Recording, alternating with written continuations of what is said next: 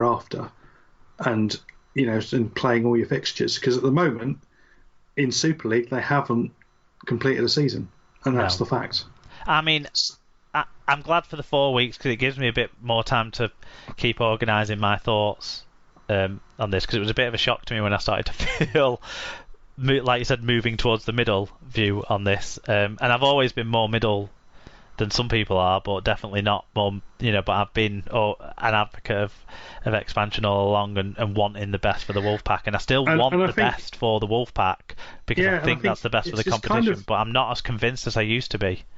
It's kind of what I said at the beginning, is that it needed to be part of a wider strategy, and they needed help to know what they needed to do. So what I said, as soon as I came back from Toronto, their first game, is it looked like they were doing all their learning and their setting up for a game day on the fly, and it was all very haphazard. And so they really, everyone in Rugby League should always have embraced them as being exactly like the rest of us. Exactly, they are as cockeyed as everything else. But what they should have done from a model operating point of view is they should have had a series, the same way if you open a stadium in this country and you have to prove the safety certificate, you have to do a series of test events. Frankly, they should have done something very, very similar. So they should have had like a youth or junior side go and tour there and be a practice for their match day operations, how they ran on the game day, everything. Then the second one, you have an international there, so you get Jamaica to play Canada, and they did have internationals at. They did, but it wasn't the same. It wasn't the same people. It wasn't the same organisation, and there'd been no crossover between, and it was almost a fixed wall between them that they wouldn't. Because I met someone there who was from the Canadian board, and he said that they tried to talk to the Wolfpack about helping, and they didn't want anything to know with them. So that'll be some of the personalities involved, exactly, and ego behind those. Yeah, so we need to avoid that now. And I think so much of the positive stuff about Lavolsi early on felt like that, but it's got to be serious, because this is important for people who love Rugby League, and it should be as important for the Toronto Wolfpack fans who love Rugby League that they get this right, rather than just say it's a big city, it'll be fine. Let's get this right, guys. And Super League are giving everyone a chance to get this right, and I really hope we do get this right. Yeah. Let's give credit where it's due to Love Rugby League, Total RL, and the BBC Rugby League pages for the reporting. That takes up most of our news every week. So credit to those guys. We share our opinions on what they report, really. People as well should share your opinions, so click on the link on the episode blog post on superleaguepod.com to give your views on the week's news, so that we get to have your opinions in there as well. Okay, let's move on to round 13 Super League match reviews.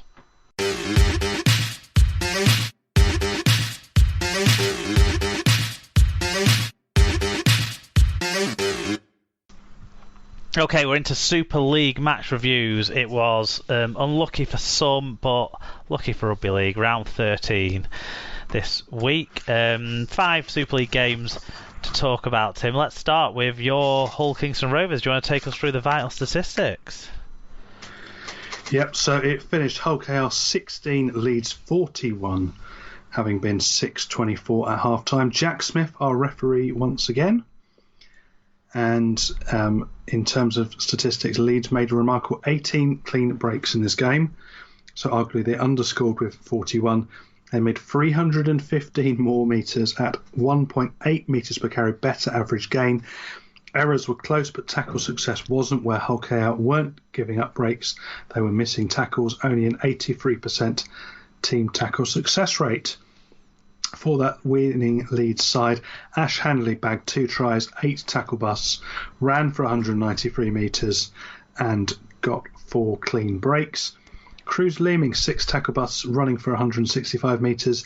Liam Sutcliffe bagged a try assist, 7 tackle busts, 146 running metres and made 2 clean breaks. And Alex Mellor, 1 try, 116 metres with 2 clean breaks. For the losing Hull KR side, Sean Kenny-Dow, 2 dads himself, scored a try, made 9 tackle busts, 154 3 metres and made 3 offloads. Can't wait to talk about Sean Kenny-Dowell's try. Go on. Oh, I can. Jimmy the Kind Horse was back on the stat sheet with a try, 106 metres and 2 clean breaks. Mitch Garbutt made 108 metres and Nick Rawsthorne 1 try assist, 140 metres, 2 clean breaks and 3 offloads. And we had a record 3 fan views on this one. Yeah, Tom Andrews said, don't mind losing, you get used to it as a KR fan, but it's clear to see which players are surplus to requirements next season. Trout, Murray and Livette's body language and effort was atrocious at times. Trout knock on, poor Murray defence, Leeds try and repeat. On a more positive front, Minchella and Litton keep impressing me, and Tate had a steady if not spectacular debut, hopefully more of a game next week. Yeah, Carsten says Jimmy K is back and scoring. That's all what mattered in this game. Oh, and Leeds won by a mile.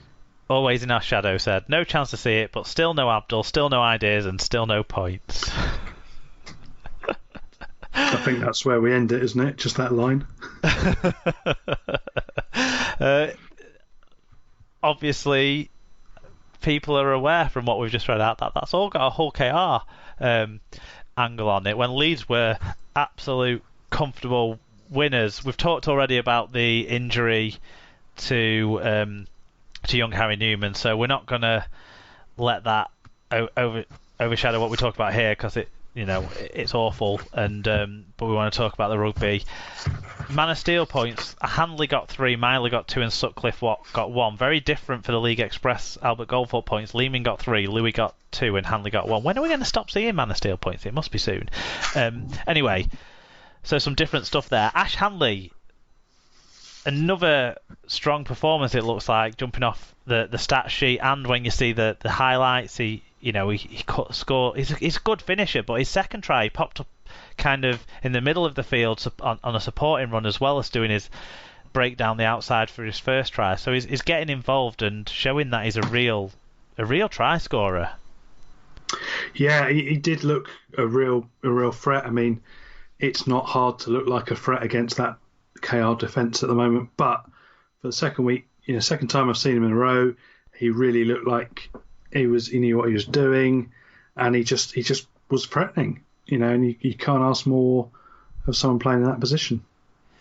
No, I feel like he's underrated because he doesn't necessarily score the spectacular stuff, and he's just a winger. I think that's fair to say. When we've seen him playing other positions, it's not really for him. But yeah, it's really.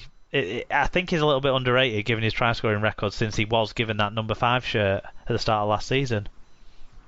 Yeah, I'd agree. And the other player who impressed me from listening on the delightful BBC Radio Humberside coverage was James Donaldson. And his try was quite a nice, well-worked try. I mean, none of the Leeds tries were hard to score, but there was some good interplay that built up to his very comfortable, easy break. But yeah, James, yeah. Yeah, and again, it's bizarre. I don't understand why he was let go and what the thought process was there, but all the best to him for what he's gone on and done and got himself established at Leeds, so well done. But, I mean, there's so many questions for KR around this and so many games, and it just feels so repeatable. It feels like it's the same things than just there's no learning there. I don't know. I don't think that next season ends in anything other than relegation at the moment, if I'm honest. It just looks like it's an 18-month thing rather than a 12-month thing, but that might be me being pessimistic. Jimmy K being back, the kind horse, though, his try was a good try. That actually looked like it was a try, which was rare from the 3 Hull kicks and Rovers tries, because the other 2 looked like they would have been good tries if I had any concept of the ball getting put down in the in-goal area. Sean Kenny-Dowell's try, right? I was watching the highlights, and I had no concept that there was even a potential for him to have got the ball down. He was, to me, stood up the entire time. So, and also, it looked like he'd ran out of the field of play. Reece Martin's expression just stood on the spot where he thought the ball had been dropped, on the white line, not on the in-goal line. to me was my expression watching it back.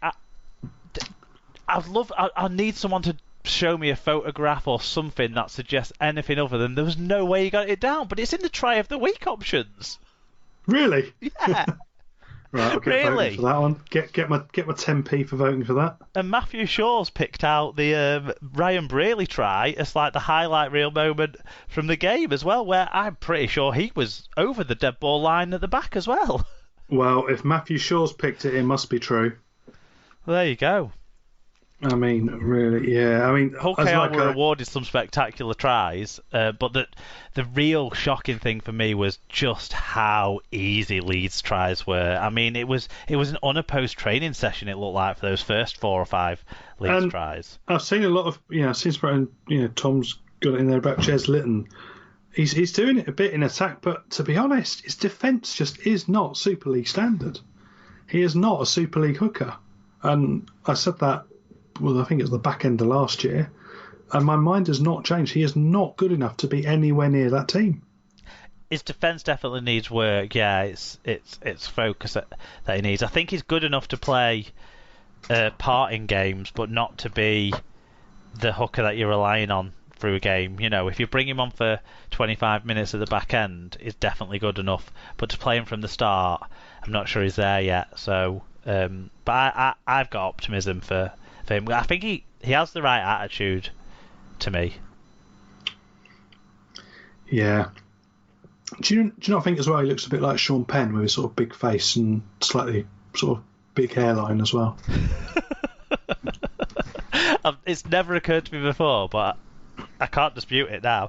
Obviously, because we didn't see this, Will Tate, the young kid on debut at fullback, we didn't get a full appraisal of his performance, but it sounds like he wasn't a disgrace. No, from the radio coverage that I listened to, it sounded like he acquitted himself well. It did sound like he was cramping up towards the end, but what do you expect when you haven't played a game for however, at least 6 months? You won't have played a full game, so it's not a surprise that. And then the intensity of playing in a Super League game is going to be very different to anything else he's gone through. So yeah, give him a pass on that.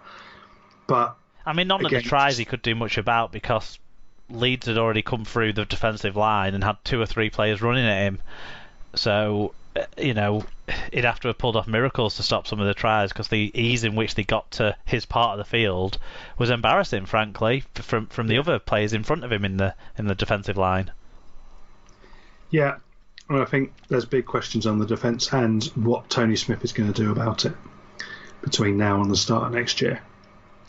Yeah, but well done to Leeds. They took all the chances that they were given. Well, not all of them. They obviously wasted a few, but they ran out easy winners and a very cheeky, unnecessary drop goal at the end that would have made Alan happy if it wasn't scored by Leeds.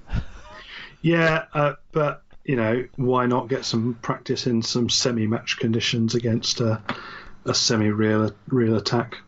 Yeah, let's move on to the first of the Sky televised games then, which was Hull FC versus Salford.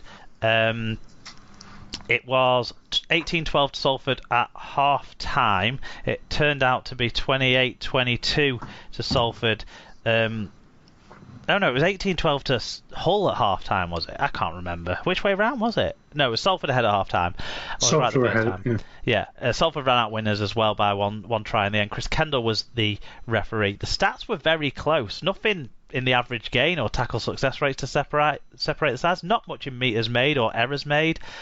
Hull FC made more breaks but produced fewer tries, I think is the summary from the stats. Dan Sargentson, 1 try assist in 197 metres.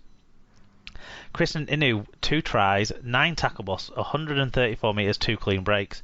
Luke Yates, 44 tackles, 101 metres, and Chris Wellham, 5 tackle busts and 121 metres. Danny Houghton did what Danny Houghton has done for so long, 60 tackles, 15 of which were marker tackles, but not much in attack. Josh Griffin, 1 try assist, 195 metres, 2 clean breaks against one of his former sides. Beretta Ferramo, who's probably one of the toughest, hardest working Hull players at the moment, 5 tackles, 171 metres, and Jamie Shaw, 2 tries and 117 metres for the blonde fullback. In fact, he's grey now, isn't it? It's grey. I was going to say it's more silver, isn't it? Yeah, the silver fox at the back. Couple of fan